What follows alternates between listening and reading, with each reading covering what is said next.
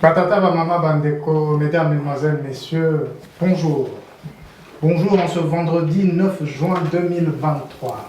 Ici sur le plateau de RDC Horizon 2023, j'ai le plaisir de vous représenter nos analystes habituels, en commençant par le pasteur Bobo. Pasteur Bobo, bonjour en ce vendredi 9 juin. Bonjour Patrick Hugo. Comment va le micro du pasteur Bobo MPB TV? Ça va très bien, mais le pays, c'est chaud. On va en parler. Monsieur Jean-Cornelis Nlandou Tata, comment allez-vous? Je vais très bien, monsieur Patrick Yogo. Kéoné Africa, à l'agence congolaise de presse, tous les organes fonctionnent bien? Rien à signaler, merci. Merci beaucoup. Baudouin Amba Wechi, CongoIndépendant.com, bonjour. Bonjour Patrick Hugo. Comment se passent les activités? Nous avons connu 48 heures de relâche, comme on mettait dans les salles de cinéma à Kinshasa, quand il n'y a pas de film. On nous avait coupé la retransmission par notre hébergeur pour des raisons financières. Financières, pardon. Plaie d'argent n'est pas mortelle. Ouais. Nous allons commencer en remerciant l'équipe technique qui se dévoue corps et âme pour que nous puissions retransmettre notre émission.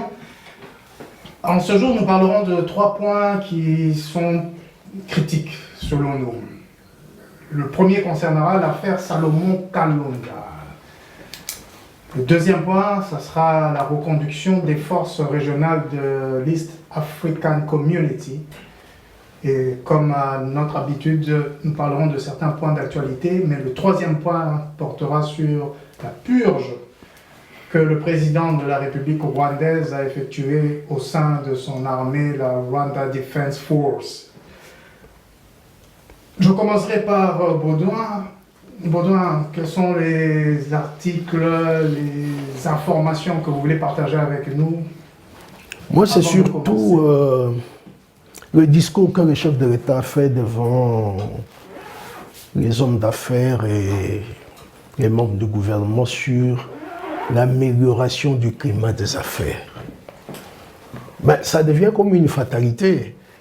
Depuis le vieux de Palou, Gizenga Antoine, Mouzito, Matata, tous ils font des discours sur cette histoire de climat des affaires. Mais au fond, le problème, c'est quoi? Les hommes d'affaires reprochent à notre pays de les insécuriser. J'espère que ça se dit. Sinon, le néologisme ira bien. Mais oui, le mot existe bel et bien. Ils sont insécurisés sur le plan judiciaire. Il y a des entreprises qui ont été condamnées à payer plus que leur capital dans une affaire de rupture abusive de contrat. Donc un Congolais saisit la justice, il s'arrange avec les juges, tout ça, et puis la société est condamnée. L'autre facette de ça, ce sont les taxes. Il y a plein de taxes. La douane, l'hygiène, comment on appelle ça, qui porte sur l'impôt, les impôts. Les impôts sur les... Et tant d'autres taxes. Donc, la TVA, toute la journée, les entrepreneurs voient défiler chez eux des fonctionnaires chargés de percevoir des taxes. Mais avec sans entrer en débat, mais avec la numérisation de la chaîne des recettes, etc., est-ce qu'on n'est pas en train de... Non, pour le moment, ce n'est pas encore... la révolution n'est pas encore là. Ah ouais. Donc les premiers ministres n'ont fait que de beaux discours. De beaux discours. Matata Pogno, il avait fait un très beau discours en 2012. Il avait cru que dès qu'il dit aux diplomates désormais il y aura une amélioration de l'environnement des affaires et puis ça s'améliore. Comme par baguette magique. Et puis sans compter les tracasseries policières.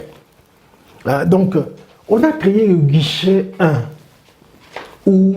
Le guichet. Guichet unique, c'est ça? Guichet unique, pardon. Tout candidat investisseur peut obtenir tous les documents pour opérer à ce guichet. Mais mais franchement, donc voilà, il y a un problème. Comment faire pour que tous ces fonctionnaires, au sens le plus large, qui, comment dire, découragent les investisseurs à rester chez nous? Déjà, notre pays est considéré comme un pays à haut risque pour les investissements. En plus, il y a tous ces gens qui défilent pour... c'est presque du racket. Merci Baudouin. Un autre point? Mais alors, Un autre point. Bah, j'aurais peut-être effleuré seulement la décision de la MONUSCO de commencer son retrait progressif. à partir de quelle date? Ils n'ont pas donné de date. C'est Jean-Pierre Lacroix, qui est le secrétaire général adjoint de l'ONU chargé des opérations de paix. Il a été reçu par Félix Tshisekedi, le chef de l'État. Il lui a dit qu'ils vont arrêter de commun accord un plan de retrait progressif. En sachant qu'ils avaient dit que ça serait Oui. après les élections, si les élections ont lieu à la date. Oui. Cornelis, avez-vous quelques points d'actualité à partager avec nous avant qu'on entre dans notre menu du jour? Merci beaucoup, Patrick Yogo. Écoutez, j'ai un seul point que je partage avec vous. Actualité oblige. C'est l'ouverture hier jeudi du bureau de liaison de l'agence congolaise de presse. Ah, très très bien. Oui, ici à Bruxelles, hein, il faut bien préciser qu'il s'agit d'un bureau de liaison à l'extérieur, qui est le premier bureau de liaison.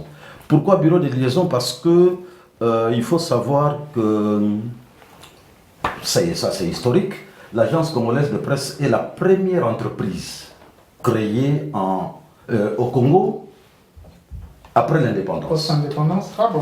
L'indépendance le 30 juin et l'agence congolaise de presse est créée par décret du Premier ministre Lumumba en août 1960, soit moins de 2 mois après l'indépendance. Et l'agence congolaise de presse a ouvert son premier bureau à l'extérieur en 1969, à Bruxelles, et puis à Paris. Il y avait aussi une procédure qui était engagée pour ouvrir un autre bureau à Washington et à Pékin. Mais évidemment, l'actualité a fait que ces deux bureaux ne soient jamais ouverts. Il faut aussi préciser que le bureau de liaison a été ouvert hier. Inauguration, grande pompe et tout ça. Inauguration, grande pompe, il y avait le chef de cabinet du ministre de tutelle, le ministre Mouyaya qui était là, qui a présidé d'ailleurs la cérémonie. Il y avait le DG de la RTNC qui était là, le président du conseil d'administration de la RTNC, ainsi de suite. Et donc, ça a été vraiment en grande pompe parce qu'il y a eu tous les cadres de la presse ici. Il y avait la Libre Belgique, mais il y avait le numéro 1 de l'agence Belga. Mais voilà, il y avait aussi de la presse française. Hein. Et au sein de ce bureau, vous allez fonctionner comment vous personnellement, puisque vous êtes de l'agence congolaise de presse? Oui, nous avons dit que c'est un bureau de liaison parce que le bureau de l'agence congolaise de presse à Bruxelles a été fermé en 1994 sur décision du Conseil des ministres.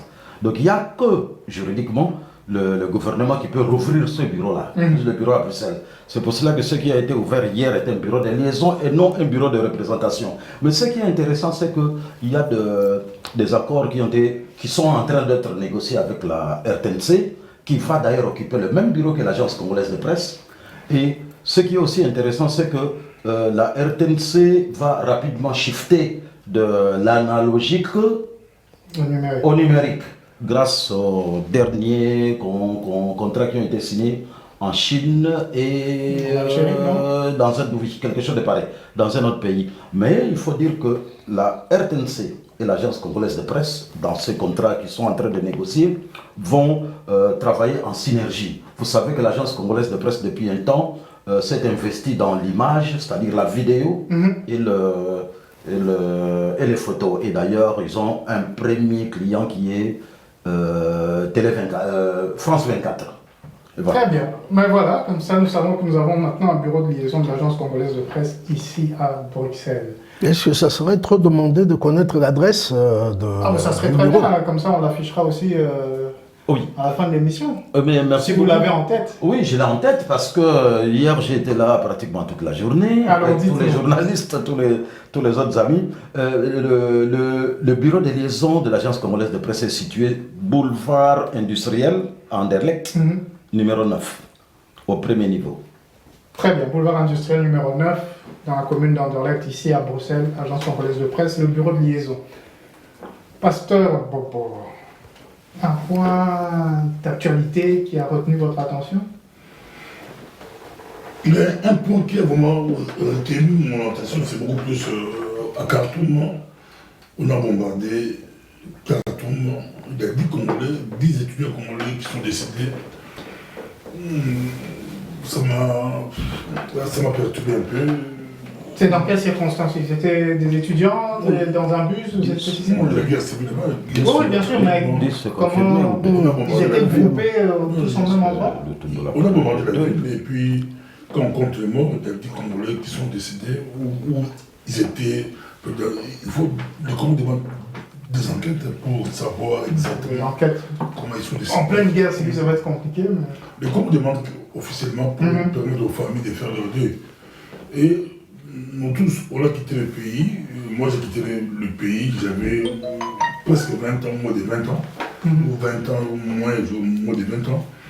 Je me mets à leur place, je me mets dans... je me fais membre de leur famille. C'est triste, hein, c'est beau.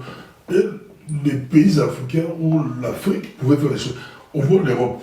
En Europe, les Français ou les Européens ils ont évacué leurs ressortissants. Il y a même l'entraîneur congolais Florent Ibenge, qui est français. Il a été sauvé. Il y a un grand gradé Boulaï aussi a été sauvé, je crois, par Ibenge aussi.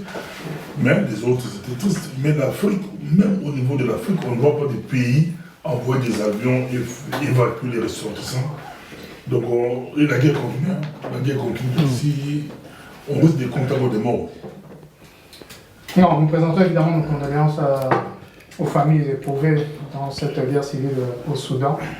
Mais une fois de plus, il faut que l'État puisse être présent là où il faut, et peut-être même au niveau régional. Mais ça, c'est une autre histoire.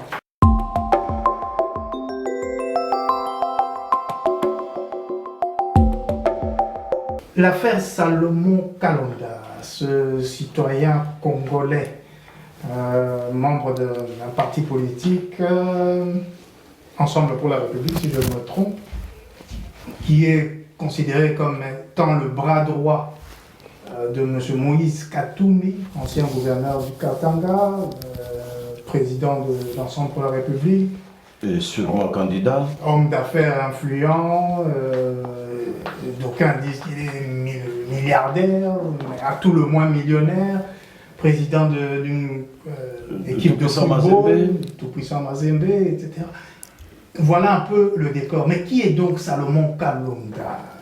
Celui qu'on considère presque comme étant le frère de Moïse Katumbi, puisque, comme chacun le sait, Moïse Katumbi avait perdu un de ses frères qui, je crois, se prénommait aussi Salomon.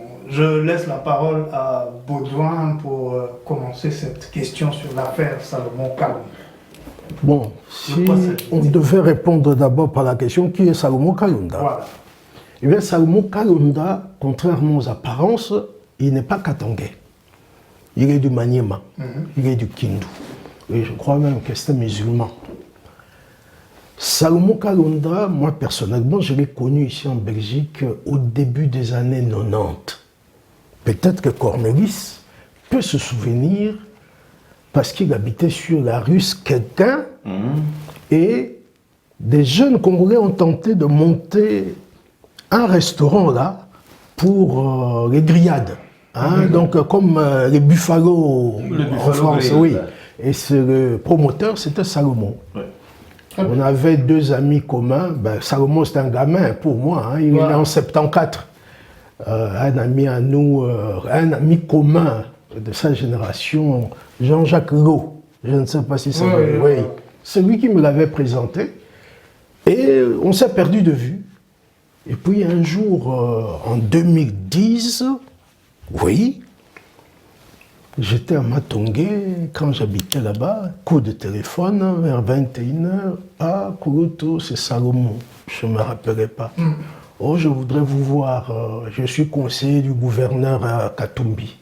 J'ai dit, écoutez, il est tard, moi je dors. Le jour où je le verrai, il dit, mais Salomon, c'était moi. Alors, on a renoué, à un moment donné, on était vraiment avec beaucoup de contacts. Je les ai aidés à organiser parfois quelques points de presse. Pasteur Bobo le sait. Donc c'était un jeune homme actif, oui, entrepreneur, oui, très sérieux, très correct. Oui, très sérieux, très correct, parce qu'il a brassé des millions hein, entre ses mains et il n'a jamais été pris en faute. Alors, pour revenir un peu, Moïse Katumbi est arrivé début mai à Kinshasa, et le 20, l'opposition est allée manifester. Tout le monde a remarqué que les gens, les gros bras, comme les Français les appellent, qui encadraient Katumbi, avaient des holsters, hein, la poche là pour glisser un revolver. C'est ça. Et beaucoup de gens étaient étonnés. Comment se fait-il que ces gens viennent à une manifestation et ils sont armés? Bon. Le 20, 10 jours après, Salomon et Katumbi vont à l'aéroport pour partir. Salomon est cueilli, comme les Quinois disent, batokié, pour le mettre dans une jeep. Je ne m'en réjouis pas. Mais c'était un coup de tonnerre. Sans déclarer quoi que ce soit. Mais oui, parce que lui, griefs, non, rien. C'est pas un homme politique. Il n'a jamais fait une déclaration politique pour qu'on dise « Ah, Finga qui est président ou quoi ». Non, il parle jamais. Alors, on l'a amené. Malheureusement, il n'a pas eu le temps de se défaire de ses téléphones. Il semblerait que les inspecteurs judiciaires, les officiers de la police judiciaire, après l'auditorat général, ont fouillé dans son téléphone, ils ont trouvé des choses. Mais moi, je voudrais surtout mettre l'accent sur... Ne perdez pas votre fil oui. Dans la procédure. Est-ce que c'est comme ça qu'on justement, c'est ça. Je voudrais mettre l'accent là-dessus. Bon, jusqu'ici, personne ne nous dit s'ils étaient porteurs d'un mandat d'arrêt ou d'un mandat d'amener. Hein, les gens qui l'ont arrêté. Apparemment, je ne dirais pas qu'il y avait un guet-apens, mais c'était préparé, organisé. On l'a arrêté, on l'a amené. La loi dit, toute personne qui est arrêtée, vous devez lui communiquer les faits qui sont mis à sa charge et le laisser entrer en contact avec sa famille et son avocat. Son conseil, oui. Il a fait 5 jours, alors que la durée de la détention préventive est de 48 heures. Il a fait 5 jours, il a été interrogé en l'absence d'un avocat, sans entrer en contact avec sa famille. Ça sonne mauvais. Et c'était dans quel geôle ou dans quel... C'est ex-Demiap, hein? Oui. Ex-Demiap, évidemment. Donc ce sont les renseignements militaires. Oui, tout à fait. Et c'est ça le drame. L'ANER et les services de renseignement militaires, disons que les renseignements civils et militaires se considèrent au-dessus de la mêlée. Ou même au-dessus de la loi, peut-être. Oui, au-dessus de la loi. C'est ça que je voulais dire. Parce que vous vous posez la question, mais en vertu de quoi, regardez, M. Beya a été gardé 60 jours à l'ANER, au lieu de 48 heures.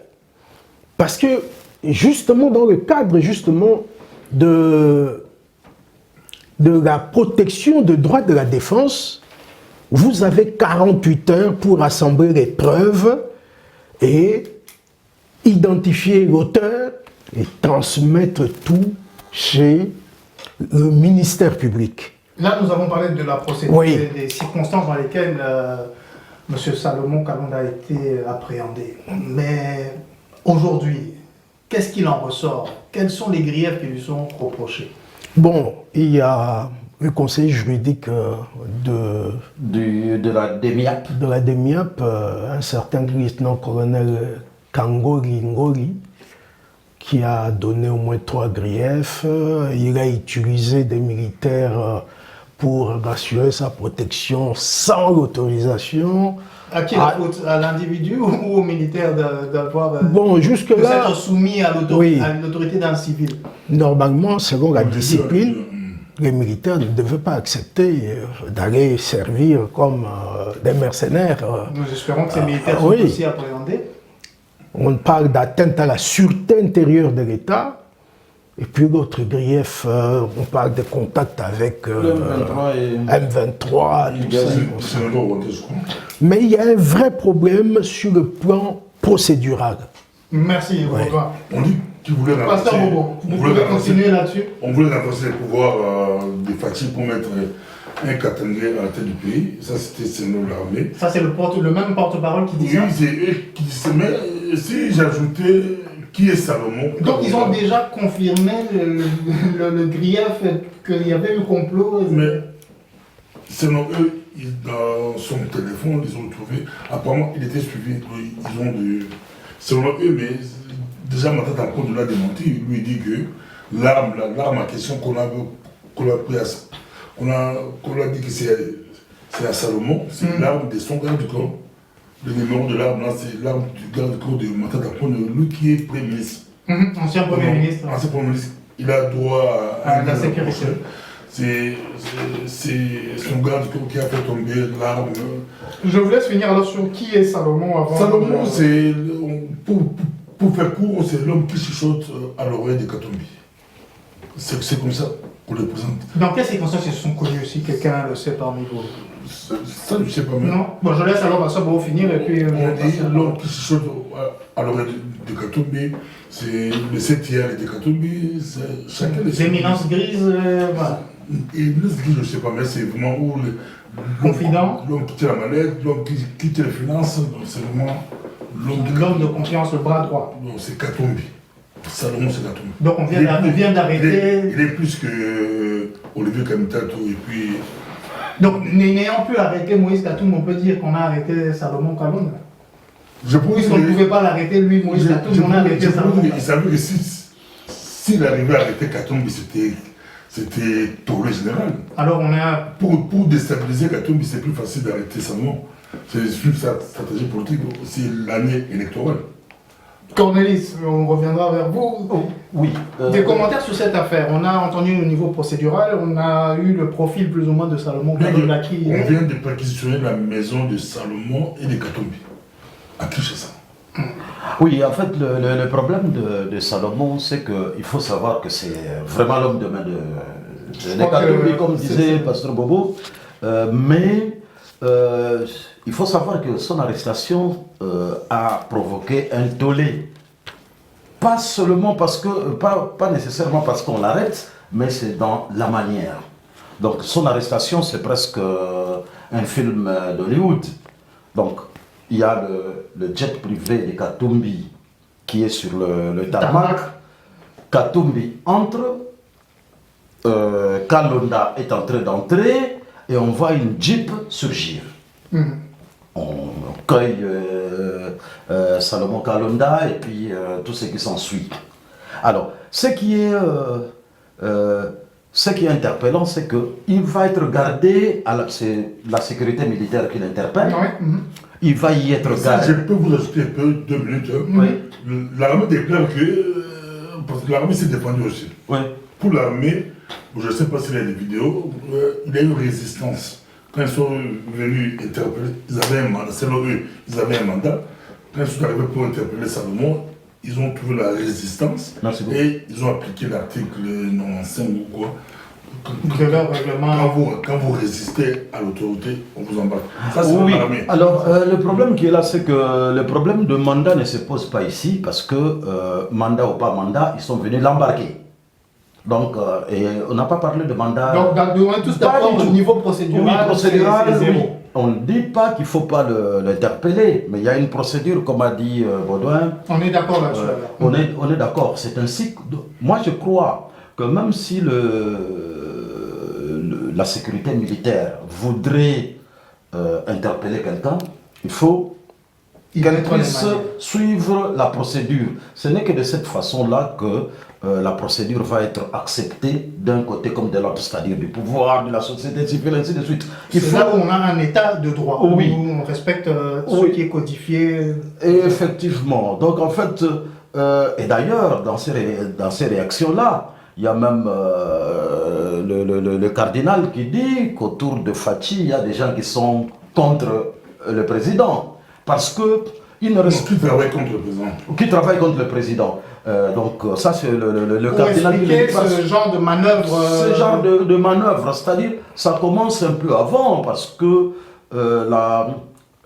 l'opposition a voulu marcher le 20 et le même jour, entre guillemets, le pouvoir fait une contre-manifestation qui est autorisée. La manifestation des gens et ainsi de suite. Et on remarque que la contre-manifestation est encadrée par la police.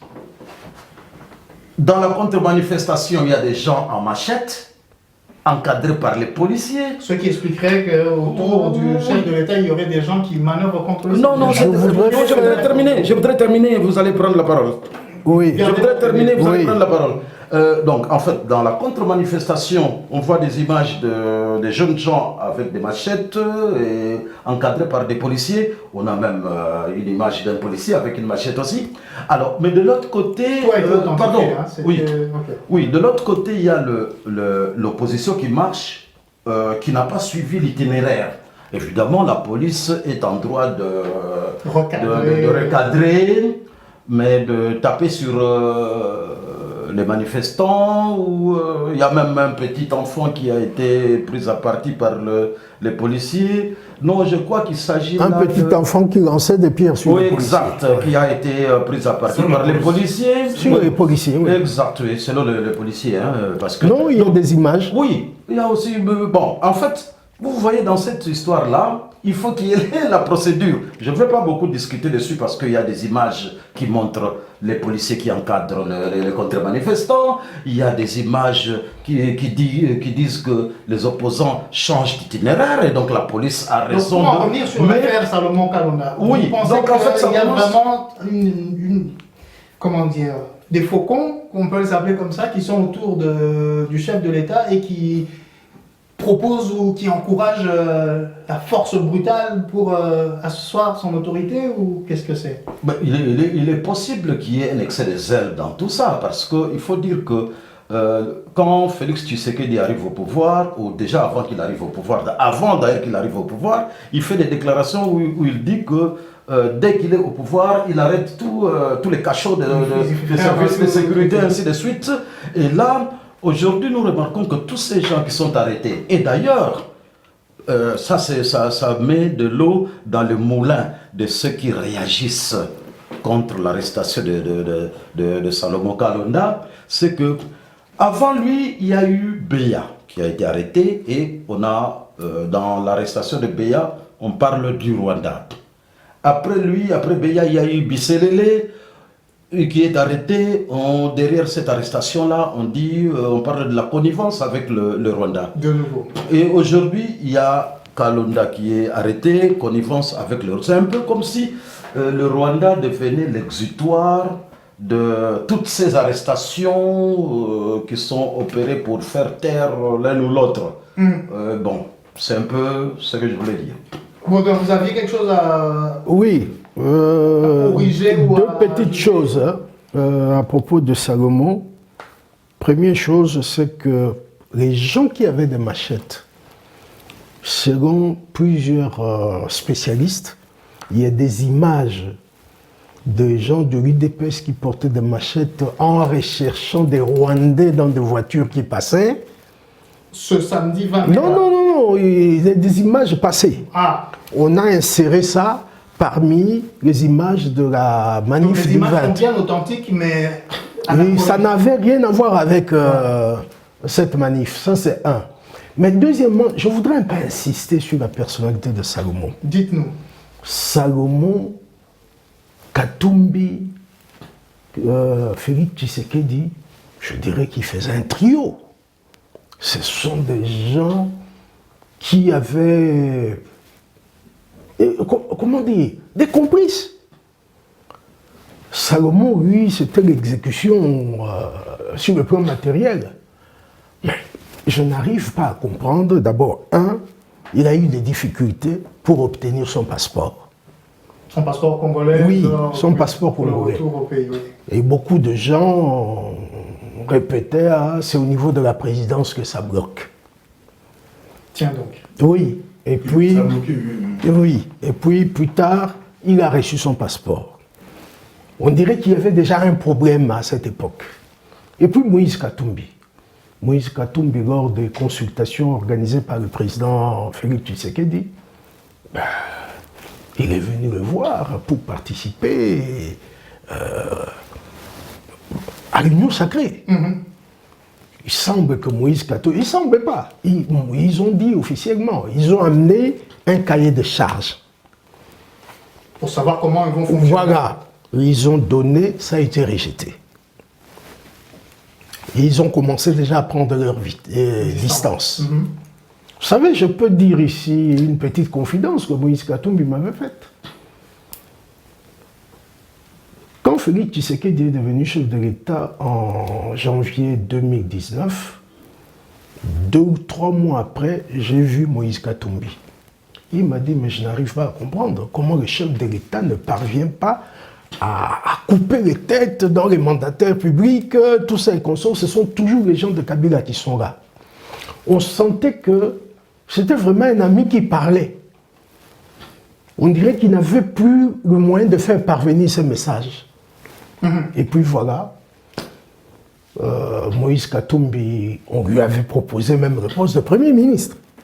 Il avait refusé, avant qu'on fasse appel à Sama Lukonde. Donc il y a eu rupture. Alors, je voudrais... Oui, voilà. Vous avez fini? Oui. Non, Journaliste, et puis on va passer au point suivant. Je voulais juste compléter Pasteur Bobo qui disait qu'aujourd'hui on a perquisitionné les domiciles Et de Salomon, et de Kalonda Katumbi. et de Katumbi. Ça c'était au quartier GB à Kinshasa et au quartier Ma Campagne de Binza. Mais il ne faut pas On a oublier que... perquisitionné aussi chez la maman de Salomon à Lubumbashi. Exact, c'est là que j'allais chuter par là. Donc, J'ai appris que Moïse Katumbi est allé visiter, au moment qu'on peut questionner ici, Moïse Katumbi est allé visiter la maman de Salomon qui a 85 jours. non, mais il faut... Moïse Katumbi On est va allé laisser, visiter la on maman. va laisser Cornelis peut-être qu'il il y va a nous eu dire plus. perquisition à Lumbashi. Mettez-nous dans le contexte. Remettez-nous dans le Oui, il y contexte. a eu perquisition à Lumbashi sur l'avenue Lac-Moro, pour ceux qui connaissent le Lumbashi, Sur le quartier Golf. le quartier Golf. Et là, ils ont rencontré des serviteurs de Salomon Kalonda qui étaient sur place. Ils les ont planqués par terre. Donc il y a eu une trentaine d'hommes armés, plus les OPJ qui sont venus de Kinshasa. Ils sont arrivés Venus de Kinshasa. venus de Kinshasa, les OPJ en question. Ils sont arrivés sur le domicile avenue Lac-Moro et il n'y avait que des serviteurs, hein, ils les ont plaqués au sol et évidemment comme il n'y avait pas de clé pour ouvrir le bureau et la chambre, ils ont carrément démonté les portes et ils ont amené le coffre-fort, des clés USB, des CD et un tas de papiers. Ah, ils sont également allés sur l'avenue Adoula. Lac-Moro, ce n'est pas le quartier Golf. Hein. Lac-Moro, c'est non loin de Parc Hôtel. Parc Hôtel, Hôtel de Ville de Lumbashi. Et quelques 2 rues ou 3 rues après, c'est Lac-Moro. Et c'est plutôt l'avenue Adoula qui est du côté Golf. Alors, à la résidence de Kalonda, au quartier Golf, là, il n'y avait personne, même pas de serviteurs. Ils ont carrément ils ont ouvert les portails et ainsi de suite, avec tous les moyens qu'ils avaient. Ils sont arrivés, ils ont perquisitionné sans témoin. Et donc On peut le faire. Oui. Et donc tout ça qui contribue un peu à ce que ceux qui soutiennent ou ceux qui sont contre la procédure parlent On dit qu'il avait un revolver. C'est-à-dire on cherche à noyer Matata le Pogno chien. dit non, il n'avait pas de... D'ailleurs, ce revolver-là, c'est la série, c'est le revolver de mon garde du corps, et ainsi de suite. Donc en fait, quand vous le faites dans les normes, même si vous êtes... Même si... il y a moyen de faire des choses dans les règles. L'état de droit, nous y arriverons un jour. Deuxième point de ce jour, la reconduction... Toujours là. L'affaire Salomon, Une minute alors, sinon on dépasse notre temps. Pour l'ensemble des mosquées Katumbi, Oui. ils ont fait une déclaration. Pour eux, c'est beaucoup plus... C'est l'arrivée de Katumbi à Kinshasa qui a motivé, qui fait paniquer le système, selon eux. Donc Moïse Katumbi débat avec Kinshasa, avec leur marche. Donc, on lui a empêché d'aller au Bas-Congo, ils voulaient aller au Bandundu, on lui a refusé. Tout cela, on leur a collé l'affaire coup d'État. Nous suivrons. Oui. Il y a M. Dieudonné Bolingueteng, qui est le secrétaire général d'Ensemble, qui a tenu une conférence de presse le mardi. Il a dit que le dossier Salomon est vide.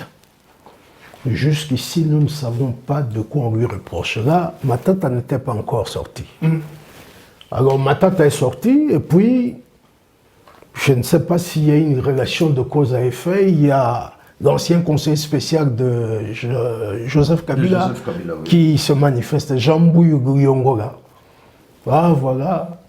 Il y avait eu un compromis à l'africaine quand il y a eu élection. Nous avons contacté Fayulu, il nous a envoyé dans les roses en disant que si moi j'arrive au pouvoir, je vous mets en prison. Fayulu a déjà démenti ça. Il dit qu'il n'a jamais été contacté. Donc voilà un peu... Mais quel était l'intérêt de la sortie? C'est la grande question. Dire que, en quelque sorte, Kabila avait commandité le tripatouillage des résultats électoraux, après avoir tenté à tendre la main à Fayulu sans succès, il est allé chez Félix. Donc, est-ce qu'on veut remettre en cause la présidence, et pourquoi maintenant? Oui, surtout que le président de la CENI de l'époque, Corneille Nangaa, l'avait dit aussi, mais bon, c'est quand même la voie autorisée dans cette matière-là. Quand l'armée cite les Rwandais, on cite même des généraux rwandais, même l'ambassadeur, l'ancien ambassadeur là, on a cité des noms. Donc, on ne peut pas être en contact avec nous, oui, mais c'est... le candidat Félix Tshisekedi n'a jamais été au Rwanda, ni en Ouganda. Ça, c'est l'argument de l'ensemble. Mais d'un côté, Kagame est en guerre. Et Vincent Kabila, je crois qu'il était zaïrois pendant un certain temps. Donc c'était un On va parler du Rwanda après. Maintenant, Kagame est en guerre contre le pays. On va parler je crois qu'il faut aussi qu'il y ait... On veut des vraies enquêtes. Ok, on va passer... Des vraies enquêtes. On y va, on y arrive. Et de vrais procès. On y arrive. Exact.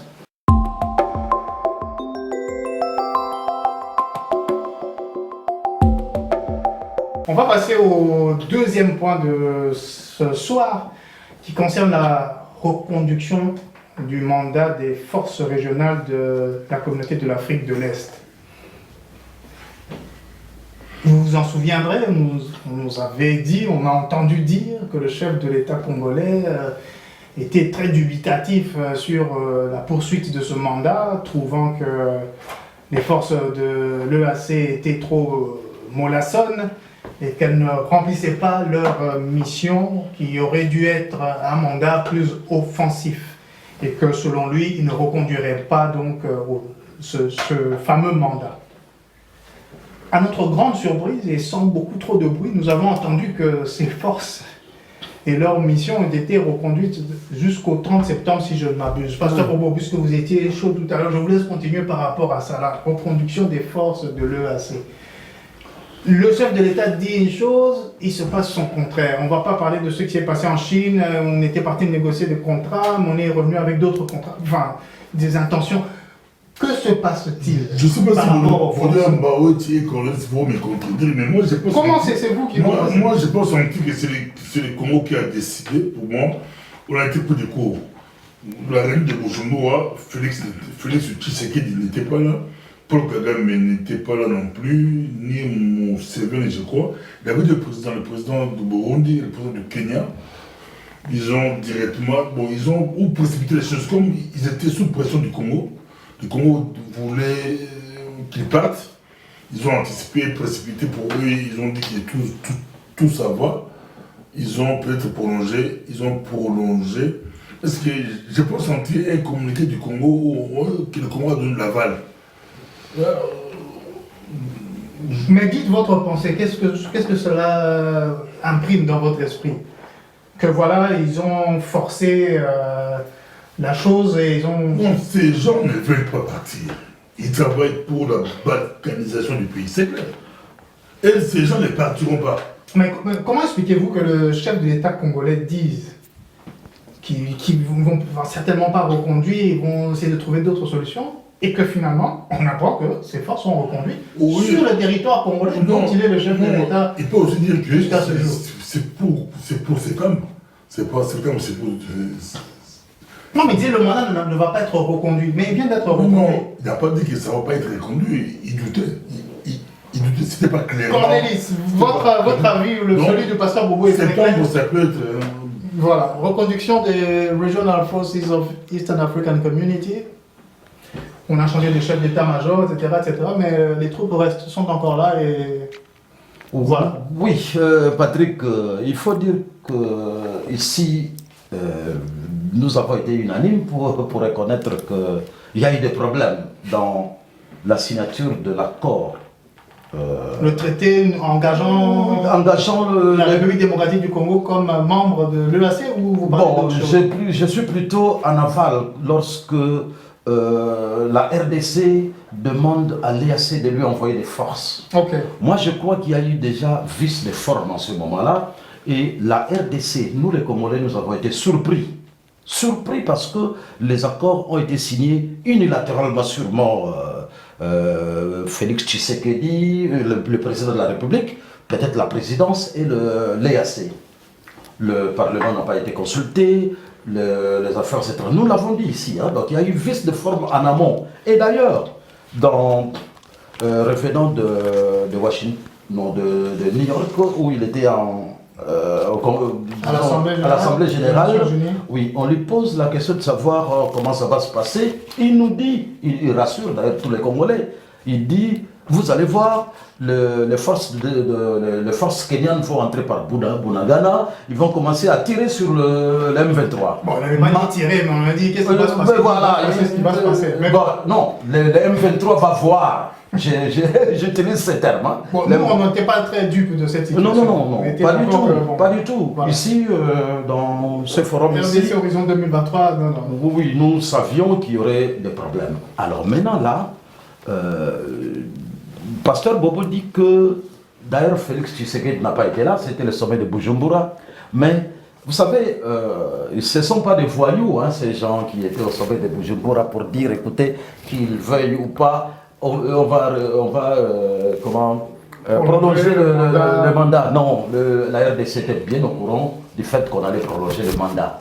Ça ne se fait pas comme chez les voyous, hein, ils savaient. Et d'ailleurs, la RDC était présente, hein, il y avait notre ministre de l'intégration régionale, Moussa Nyamwisi, qui était sur place. Et donc, il a pris part aux travaux, ainsi de suite, donc nous savions.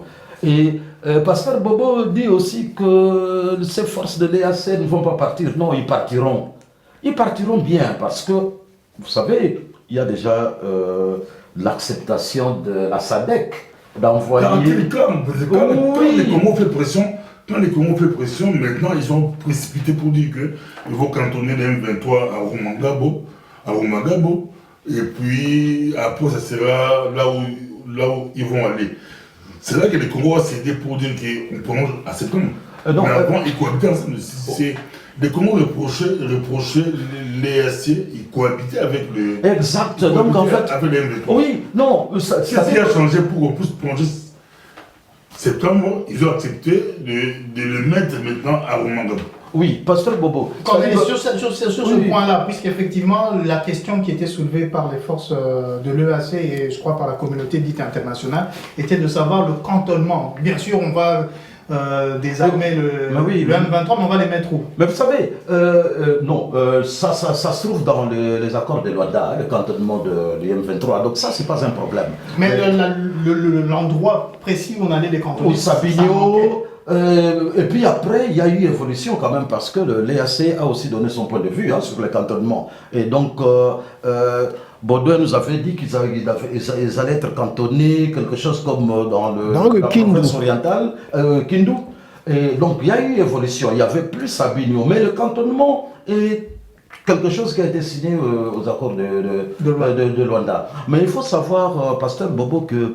Et je passerai la parole à Baudouin tout de suite. La présence de ces forces a posé problème dès le début. On a vu, et d'ailleurs le président Félix Tshisekedi est allé pratiquement blâmer le général qui s'en occupait. Et donc on savait que ces forces-là, tous ces pays-là, c'est des pays entre guillemets de peuples nilotiques. Et que ce n'est pas là, normalement, qu'on devait avoir des alliés pour les forces armées congolaises. Et quand Museveni déclare que 2 gouvernements vont tomber, donc en fait, oui, ça c'est autre chose. Hein. Mais en fait, Cornelis, finissez et on va passer à Baudouin. Oui, Baudouin, vous avez la parole. Sur cette question de la reconduction des forces régionales. Je ne sais pas si vous avez suivi, c'était vendredi, je crois, vendredi passé. Lutundu a fait une déclaration. Le ministre des Affaires étrangères congolais. Il a fait une déclaration, voilà, maintenant, les forces de l'IAC occupent le territoire qui était sous contrôle de M23. Maintenant qu'ils vont se dégager, ça sera sous la souveraineté de qui? Il faut que la communauté internationale nous aide pour récupérer ces territoires, c'est-à-dire Bunagana, Massissi, Rutshuru, etc., etc. Moi, j'ai trouvé une déclaration, je ne sais même pas si on peut parler d'amateurisme. Comment est-ce que le ministre des Affaires étrangères d'un pays puisse dire... Un pays souverain en plus. Oui. Ils se disent souverain. Nous ne pouvons pas récupérer ce territoire, que la communauté internationale nous aide. C'est-à-dire, vous avouez que vous êtes impuissant. Ça, bon. Un autre commentaire? Non, et on va passer au dernier point. Parce que là, mais attention. Il y a 2 petits éléments que je voulais ajouter. On ne peut pas dire que c'est l'IAC qui nous a imposé la reconduction. Non, pas du tout. Parce que nous sommes membres de l'organisation. Exact. Nous étions représentés, comme Cornelis a dit, par Moussa Nyamwisi, ministre de l'intégration régionale. Je crois qu'il travaillait là à de référendum. Il contactait Félix qui était à Luanda. Ouais. Mais on est minoritaire par rapport Non. à ces pays-là. Il ne faut pas le dire. Minoritaire dans quel sens? Non, il ne faut pas le dire parce que... Le gouvernement kenyan pour Kagame, pour ça, je ne le dis pas, c'est lui qui le dit. Mais quand on a signé le traité, mais bon, on ne va pas revenir sur ce débat. Non, mais... Il faut penser avant d'agir. Vous savez tous que quand on fait des réunions, il y a des pré-réunions. Les gens peuvent faire des réunions en aparté. Quand vous arrivez, c'est la majorité. C'est la majorité, on peut influencer leur... Non, mais... On laisse Baudouin finir, tu as fini? parce que sinon on va entrer dans un autre débat. Non, je voulais juste... Oui, je crois que j'ai Je suis fini. d'accord avec Cornelis qui a dit que l'endroit là, c'était pas l'endroit du Congo, c'est un truc de nilotique. Donc on va vous tripler, Donc ça mais il faut... Mais sur cette question. Oui, Pasteur Bobo, il ne faut pas dire qu'on a été minoritaire à Bujumbura, parce que, comme dit Patrick... Non, pardon, je termine d'abord. Nous sommes membres de l'EAC, mais également... cette reconduction n'est pas contraire à ce que le président Félix Tshisekedi avait dit. Parce qu'il a dit, il pourrait. Il n'a pas dit que les forces de l'IAC, East African Community, vont partir en juin. Il a dit, il pourrait qu'ils partent en juin.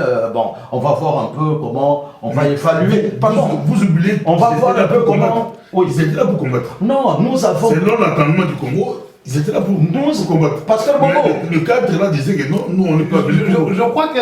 Nous avons mal signé nos accords. Je crois qu'il y a matière à discuter. Et d'ailleurs, Patrick, on reviendra là-dessus.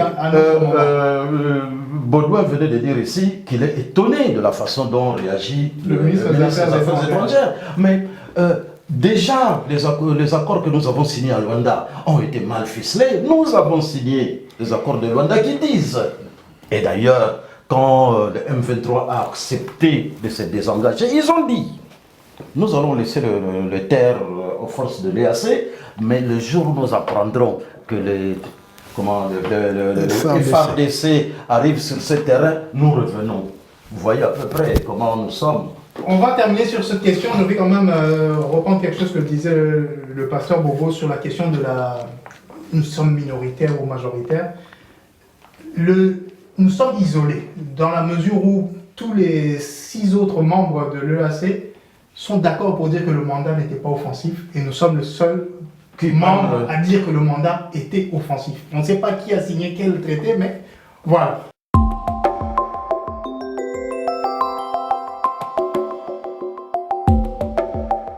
On va passer au troisième point qui est plus ou moins lié à cette situation, qui concerne cette information que nous avons entendue tous, je ne sais pas si c'était hier ou avant-hier, qu'importe la date, je crois que c'était hier, dans Le Monde, moi je l'ai lu dans Le Monde, le journal français. Ça a eu lieu avant-hier. Ouais. Que le président de la République rwandaise, M. Paul Kagame, a procédé à une purge dans les Rwandan Defense Forces, donc l'armée rwandaise. Des généraux ont été limogés et ce qui est très intéressant, d'après moi, c'est la cause ou la raison qui justifie cela, pour indiscipline. Un terme vague. Baudouin. C'est un peu ce qu'on appelait sous la Deuxième République manquement grave à la discipline du parti. Ça parti. pas beaucoup d'éléments puisque tout est très laconique, etc. Mais ce qui se passe au Rwanda a-t-il un lien avec ce qui se passe au Congo? Bon, il faut rappeler d'abord rapidement que l'armée rwandaise compte 33 000 hommes. C'est beaucoup. Sur une population de 11 ou 12 millions. Est-ce qu'ils atteignent vraiment? C'est dans les 7 millions, 8 millions. Oui. Donc 33 000 hommes dans un pays qui tire pratiquement l'essentiel de ses ressources de l'aide extérieure. Dès le mois de juillet 1994, suite aux problèmes de conscience que l'Occident a eu en laissant, soi-disant, les Interahamwe massacrer les Tutsis, les États-Unis ont été le premier pays en juillet 1994. Kagame a pris, le FPA a pris le pouvoir le 17 juillet 1994. Et fin 1994, les Américains étaient là pour former les forces spéciales, les troupes, tout ça. Donc ce sont des gens qui connaissent l'art de la guerre.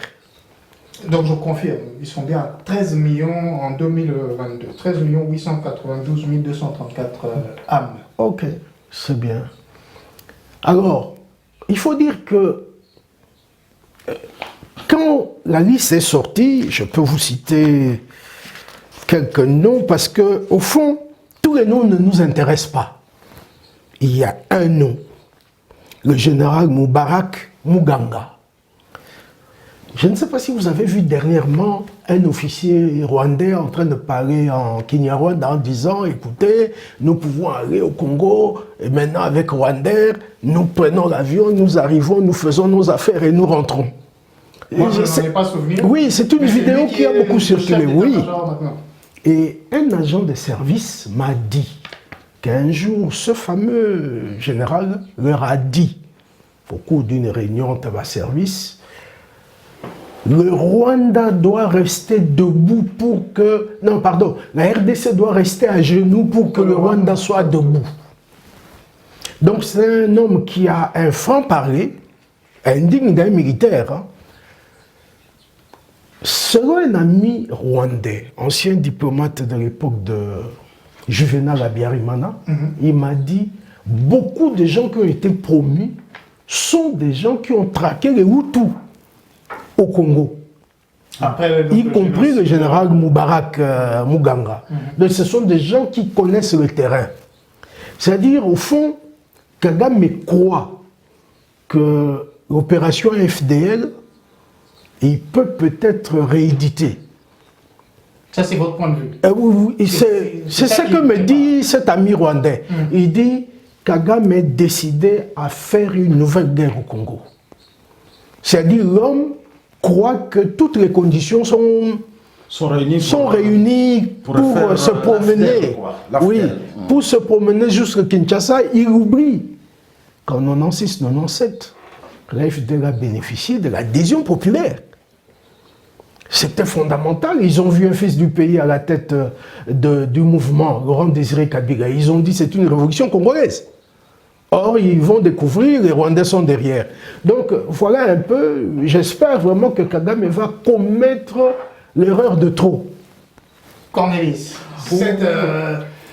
ce reshuffle dans l'armée rwandaise, qu'est-ce qui se passe-t-il? Oui, vous savez... Paul Kagame dit que c'est quelque chose de tout à fait normal. Oui, on déplace juste des gens pour les remplacer par d'autres, même postes pour que le travail se fasse professionnellement. Oui, mais vous savez que le premier point dont j'ai parlé, c'était l'ouverture du bureau de liaison de l'ACP à Bruxelles. C'est important parce que quand on dit que l'AFDEL a bénéficié de l'adhésion populaire en 96, je crois qu'il faut nuancer.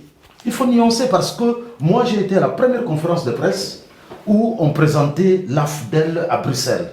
Et d'ailleurs c'est le cousin de musée, comment il s'appelle encore, Gaëtan Kakouji. J'étais à la première conférence de presse où on présentait l'AFDEL à Bruxelles. Et toute la salle était pratiquement hostile à cette histoire. Et d'ailleurs, je vous ai dit ici même, à cette tribune, que quand la guerre de l'AFDEL commence, il y a le ministre belge des Affaires étrangères, Éric Derek, qui va aux États-Unis, et à l'aéroport, on lui pose la question de savoir ce qu'il allait faire. Il dit, nous allons voir les Américains pour défendre l'intégrité territoriale de la RDC. Il est parti, à son retour à l'aéroport, le même journaliste l'accueille, il lui pose la question de savoir, mais vous avez été aux États-Unis, qu'est-ce que vous vous êtes dit là-bas? Sa réponse, no comment. Les choses avaient changé. Et d'ailleurs... Et pour revenir à cette situation, c'est pour dire que quand Mobutu rentre à Kinshasa, il a fait l'adhésion des Congolais, même Tshisekedi, le père, est arrivé pour s'en prendre à cette invasion. Donc, l'histoire, pour revenir un peu à l'histoire de la purge au Rwanda, qu'est-ce dans l'armée? Oui, il y a un petit détail que tu n'as pas mentionné. Oui. Mobutu est rentré à Kinshasa au mois de décembre 1996, exact. Très bien accueilli. Voilà. Mais qu'est-ce qui s'est passé? Il s'est passé un événement qui fait que l'opinion a basculé. Voilà. Il faut le dire. Oui, exact. Alors, bon, il y a beaucoup de gens... Sinon, je peux le dire. Oui, c'est-à-dire qu'il y a beaucoup de gens qui ont travaillé. Ça, c'est pour cela que j'ai commencé par l'histoire de l'agence congolaise de presse. C'est pour dire que la guerre est aussi médiatique de communication. Mais vous savez, même l'histoire des massacres de Lubumbashi, mais au moins le 3/4 des Congolais savent que ces massacres-là a eu lieu. Il n'y a que nous qui lisons, qui savons que ce massacre-là n'a jamais eu lieu. Et voilà, c'est un peu la communication, c'est aussi un problème. Mais voilà. Mais je voulais... vous laisse finir et je passe la parole à Pasteur. Je voulais revenir à la purge de Kagame. Qu'est-ce qui motive cette purge? Évidemment... Selon vous, puisque nous ne sommes pas dans les cas des... Oui, le Rwanda, c'est un État souverain. Oui, exact. Certaines sources, comme celle de notre ami Baudouin, le Rwanda étant un État souverain, dit qu'il y a des connotations avec ce qui se passe au Rwanda et ainsi de suite. Bon, c'est un État souverain qui peut effectuer sa purge, mais c'est une purge importante quand même. Pour un État souverain, évidemment, il peut le faire comme il veut, mais... On en entend parler sur les journaux, dans les journaux et un peu il s'agit, donc en fait, Kagame a renvoyé 116 officiers, les gradés. Et il a résilié le contrat de service, de 112 autres officiers supérieurs. Donc, et sans indemnité. Exact. Et donc c'est quand même assez interpellant. autre chose. Il va nommer un autre commandant qui est Alex Kagame. Nous avons recherché ici, évidemment, Alex Kagame, ce n'est pas le fils de Kagame, c'est un autre officier, un général. Il nomme Alex Kagame comme commandant des forces rwandaises cantonnées au Mozambique. Bon, moi, quand je suis tombé sur l'information, je me dis, je crois qu'avec toute l'offensive congolaise en matière de diplomatie et que Kagame est en train de perdre pied, moi, dans mon analyse, je me suis dit sûrement que Kagame a peur d'un coup de force. Contre lui, par ses officiers militaires. Pour dire un coup contre la République démocratique. Non, moi je me suis dit, peut-être que cette histoire d'intervention rwandaise en RDC est commence à jouer contre lui. Et que l'opinion commence un peu à se lever contre lui. Il s'est dit... Son opinion nationale. Son opinion nationale. Il n'y a pas d'opinion. Pardon, je me suis dit... pardon, je vais terminer. Je me dis, son opinion nationale. Donc en fait, il y a par-ci, par-là, évidemment, des opposants qui parlent. Et nous avons même vu un pasteur qui a parlé, un militaire en exil.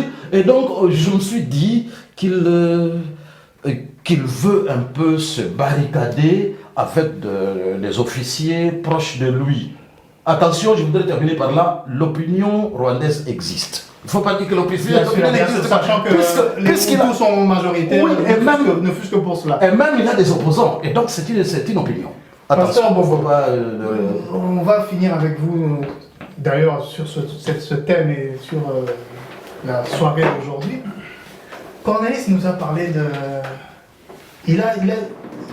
Il a détecté une tendance qui était récurrente.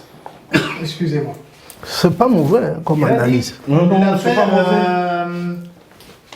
Biselele, connotation avec le Rwanda, connexion avec le Rwanda. L'affaire Salomon Kalonda, connexion avec le Rwanda.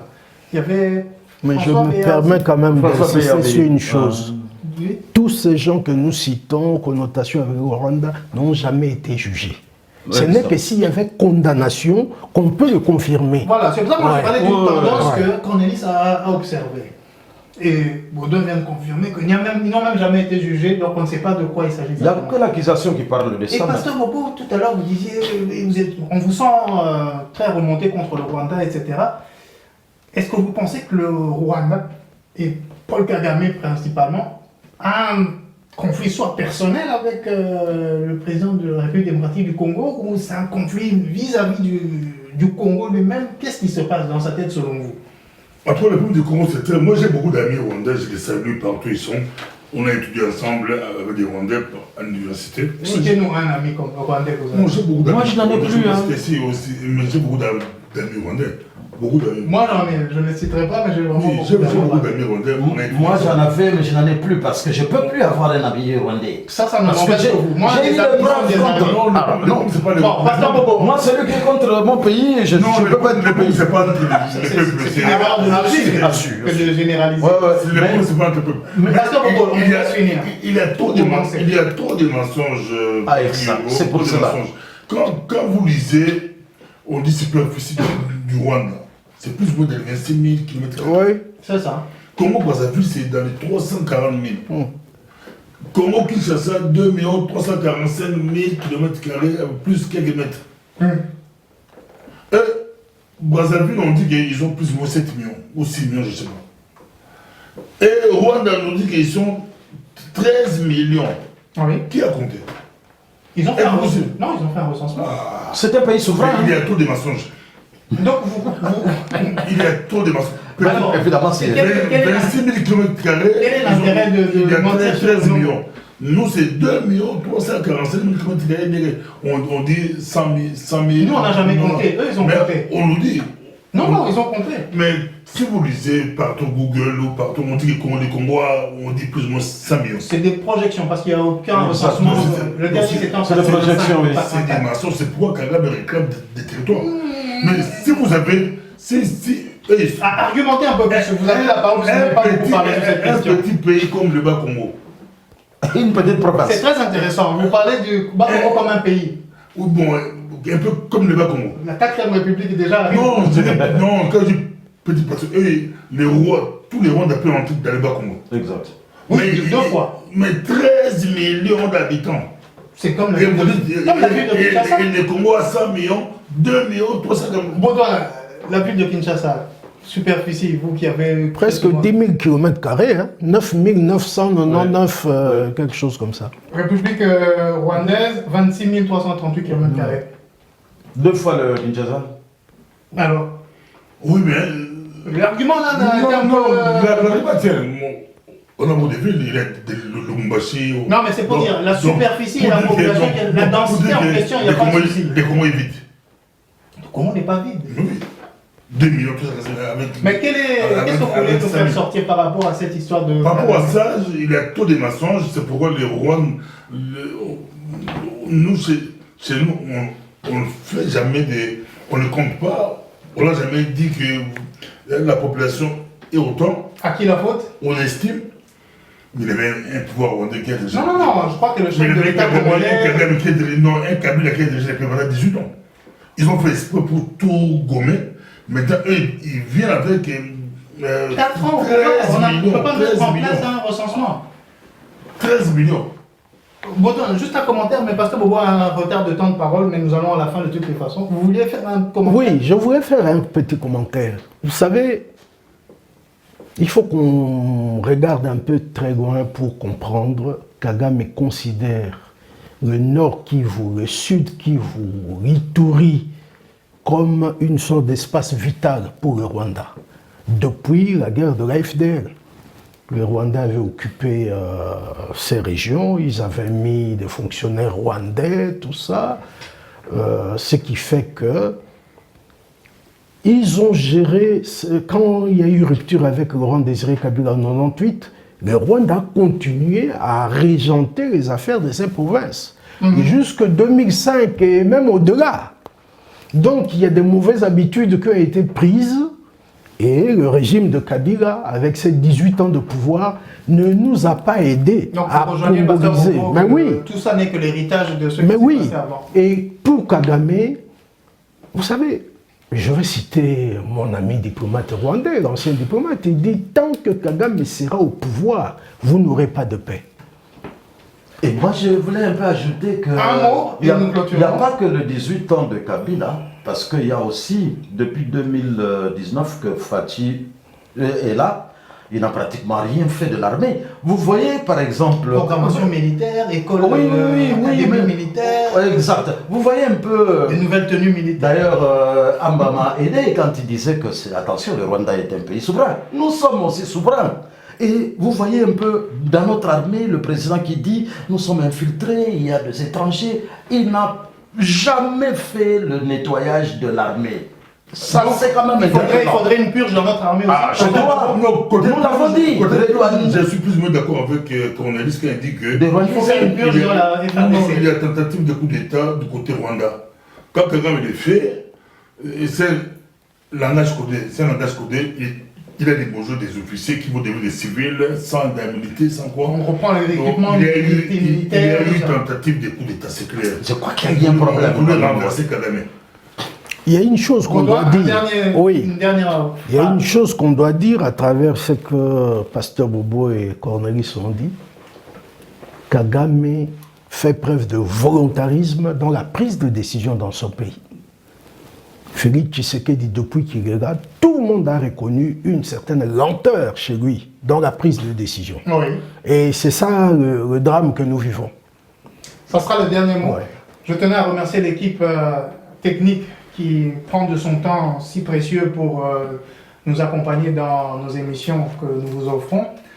Je remercie Baudouin de CongoIndépendant.com, Cornelis Nlandou-Sassa de Onesha Africa et Agence congolaise de presse qui a maintenant son bureau de liaison à boulevard d'Anderlecht numéro 9, boulevard de l'industrie à Anderlecht numéro 9, le pasteur Bobo de MPB TV, actualité compliquée, très très compliquée. Et je n'ai qu'à vous souhaiter un excellent week-end là où vous êtes. Ce sera la fête des pères ici en Belgique ce week-end. Alors à ceux qui l'auraient oublié, c'est l'occasion de s'en souvenir. Faites chez vous et à nous revoir très bientôt.